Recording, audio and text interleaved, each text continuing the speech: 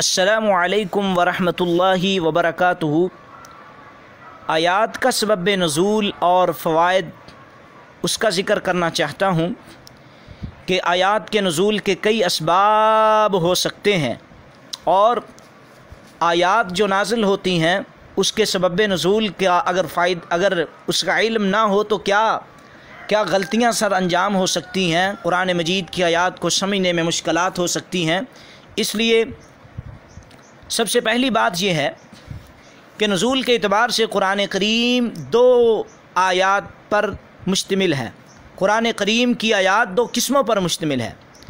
دوبارہ پھر سماعت فرمائیں، نزول کے اعتبار سے قرآن کریم کی آیات دو قسموں پر مشتمل ہیں۔ نزول کے اعتبار سے قرآن کریم کی آیات دو قسموں پر مشتمل ہیں۔ دو قسمیں ہیں کہ قرآن مجید کے نازل ہونے یعنی کہ نزول کے اعتبار سے قرآن کریم کی آیات دو قسموں پر مشتمل ہے۔ پہلی قسم وہ آیات جو کسی خاص سوال یا خاص واقعہ کی وجہ سے نازل ہوئیں، مثلا ایت لعان ہے، اس کی خاص وجہ ہے، اور اسی طرح سورۃ المجادلہ کی پہلی آیت جو ہے اس کی خاص وجہ ہے، اور اسی طرح یا ایھا النبی لم تحرم ما احل اللہ لک تبتغی مرضات ازواجک، اس کی خاص وجہ ہے، اس کے نزول کی خاص وجہ ہے۔ عبس وتولى ان جاءه الاعمى، اس کے نزول کی خاص وجہ ہے۔ اور اسی طرح قرآن مجید میں اللہ رب العزت نے کتنی ہی ایسی آیات بیان کی ہیں جس کے نزول کی خاص وجوہات بھی بیان کی گئی ہیں۔ نمبر دو، وہ آیات یعنی کہ قرآن مجید کی آیات دو قسموں پر مشتمل ہے۔ دوسری وہ آیات جو کسی خاص سوال یا خاص واقعہ کی وجہ سے نازل نہیں ہوئی، بلکہ اللہ رب العزت نے خود انسانوں کی رشد و ہدایت کے لیے نازل کی ہیں۔ پہلی خاص وجہ سے، دوسری کی خاص وجہ نہیں ہے، بلکہ انسانوں کی رشد و ہدایت کے لیے جب بھی جہاں بھی فٹ آئے اس کو فٹ کر کے اس پہ عمل کیا جائے۔ تو اب سوال یہ ہے کہ سبب نزول، آیات کے نزول کے کئی اسباب ہو سکتے ہیں۔ پہلی بات، صحابہ کرام رضوان اللہ علیہم اجمعین کے درمیان کسی بات پر اختلاف ہو جانا اور اس کے حل کے لیے وحی کا نازل ہونا۔ مثلا یہودیوں نے اوس اور خزرج کے درمیان اختلاف کرا دیا تو دونوں فریق لڑنے کے لیے تیار ہوئے، تو اللہ رب العزت نے قرآن مجید کی یہ آیات سورۃ آل عمران 100 آیت کو نازل کر دیا۔ کیوں؟ اوس اور خزرج کے درمیان اختلاف، دونوں فریق لڑائی کرنے لگے ہیں، تو صحابہ کرام کے درمیان بھی اختلاف ہو جاتا تھا، اس کا حل اب چاہیے تھا، تو اللہ رب العزت نے قرآن مجید کو نازل کیا۔ یا ایھا الذین آمنوا ان تطیعوا فریقا من الذین اوتوا الکتاب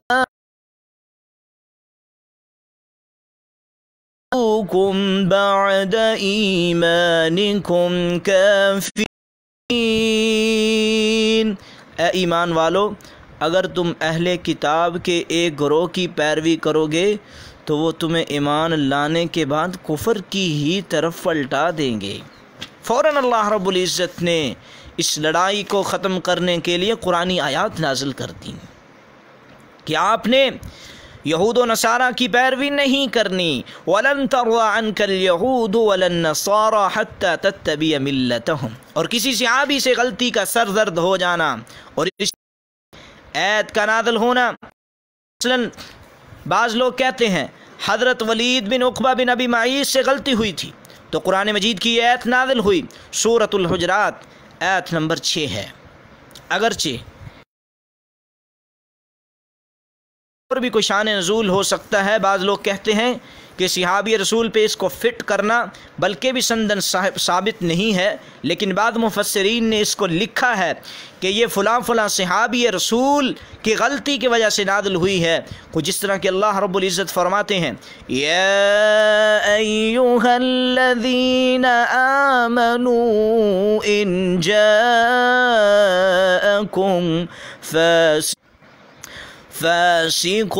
بنبأ فتبینوا، اے ایمان والو اگر تمہارے پاس کوئی فاسق کوئی خبر لے کر آئے تو اس کی تحقیق کر لیا کرو۔ اور اسی طرح اس کا ایک سبب نزول کا یہ بھی ہو سکتا ہے، کسی صحابی کی تمنا کے پیش نظر بھی آیات نازل ہو جاتی تھیں۔ سیدنا عمر فاروق رضی اللہ تعالی عنہ، صحیح البخاری کتاب الصلاۃ، باب ما جاء فی القبلہ ومن لم یراہ السدو ہے۔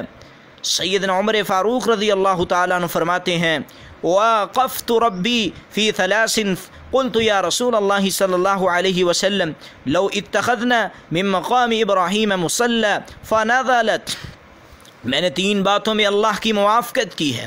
میں نے عرض کیا اللہ کے رسول کاش کہ ہم مقام ابراہیم کو جائے نماز بنا لیں، تو یہ آیت نازل ہوئی کہ تم مقام ابراہیم کو جائے نماز بناؤ۔ وَاتَّخِذُوا مِن مَّقَامِ إِبْرَاهِيمَ مُصَلًّى۔ تو اب ایک سوال یہ بھی ہے کہ سبب نزول کے بہت سے فوائد ہیں، سبب نزول کی معرفت سے درجہ ذیل فوائد حاصل ہوتے ہیں۔ نمبر 1، جس مقصد کے لیے آیت نازل ہوئی ہے اس کی حکمت کی تعیین ہو جاتی ہے۔ مثال کے طور پہ اللہ رب العزت نے قرآن مجید سورۃ النساء آیت نمبر 43 میں فرمایا یا ایھا الذین آمنوا لا تقربوا الصلاة وانتم سکارى، اے ایمان والو نشے کی حالت میں نماز کے قریب بھی نہ جاؤ۔ اگر اس آیت کا شان نزول معلوم نہ ہو تو یہ وہم پیدا ہو سکتا ہے کہ جب شراب حرام ہے تو لا تقربوا الصلاة وانتم سکارى کیوں کہا گیا ہے۔ نمبر 2، سبب نزول کی معرفت کا دوسرا فائدہ،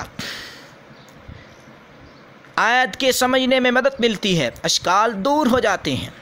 آیت ویسے سمجھ ہی نہیں آ سکتی، بعض آیات ایسی ہیں کہ جس کو سمجھنا مشکل ہو جاتا ہے، کوئی معنی بیان کرے گا، کوئی جس طرح کہ سورۃ البقرہ آیت نمبر 115 ہے، جس میں اللہ رب العزت فرماتے ہیں وَلِلَّهِ الْمَشْرِقُ وَالْمَغْرِبُ فَأَيْنَمَا تُوَلُّوا فَثَمَّ وَجْهُ اللَّهِ، مشرق اور مغرب کی سمتیں اللہ کے لیے ہیں، تم جس طرف بھی چہرہ کرو اسی طرف اسی کی ذات ہے۔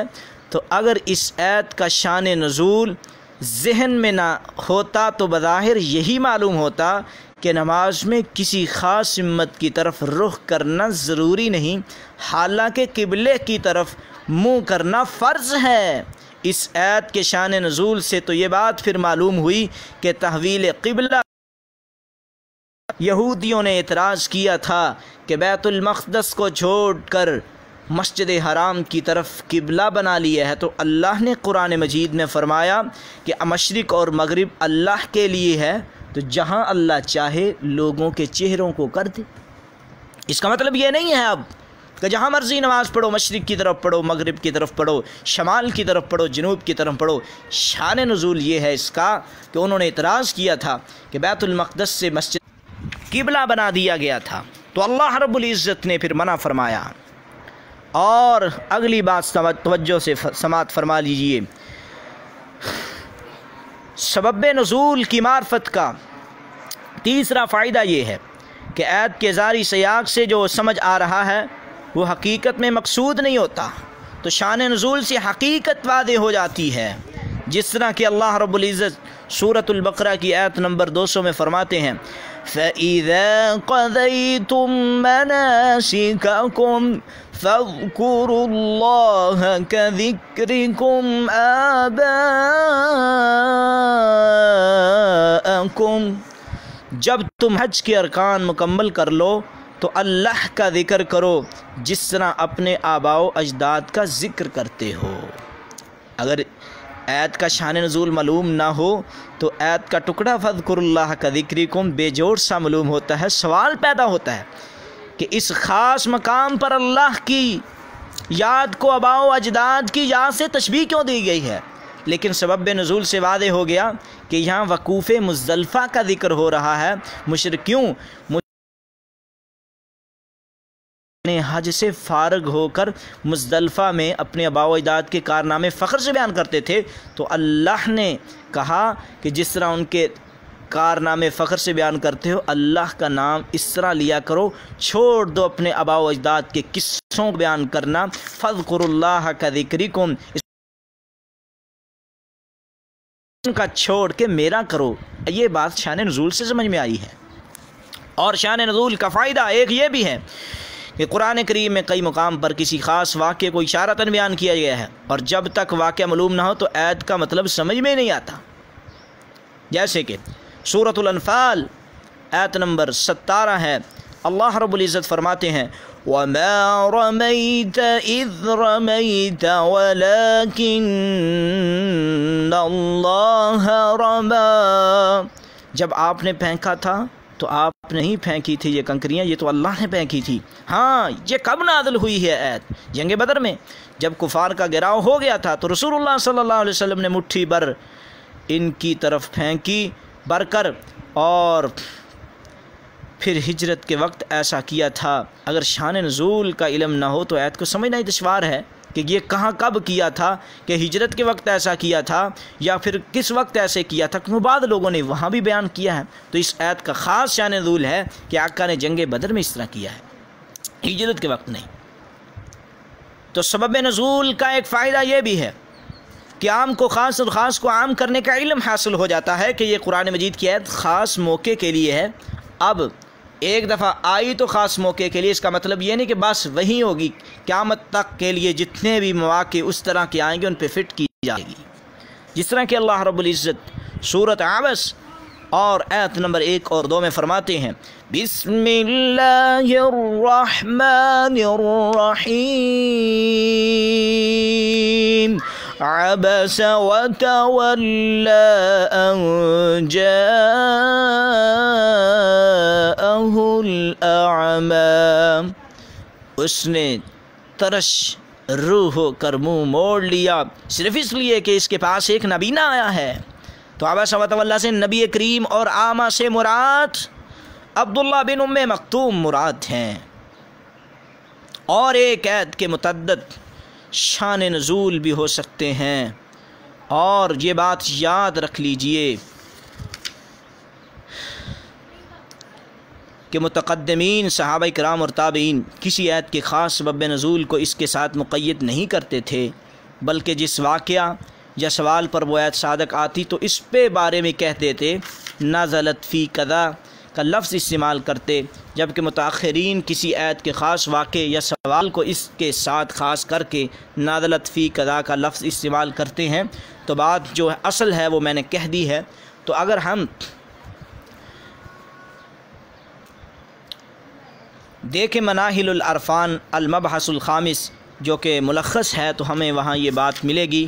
تو اللہ رب العزت ہمیں قرآن مجید کے شان نزول کو سمجھنے کی توفیق عطا فرمائے، سبب نزول، اور اس کے بعد اصل مقصد تو یہی ہے کہ جب واقعہ سمجھ میں آ جاتا ہے اس طرح کہ اب قیامت تک جتنے واقعات ہوں گے ان کا حل قرآن مجید کی انہی آیات سے ہی کیا جائے۔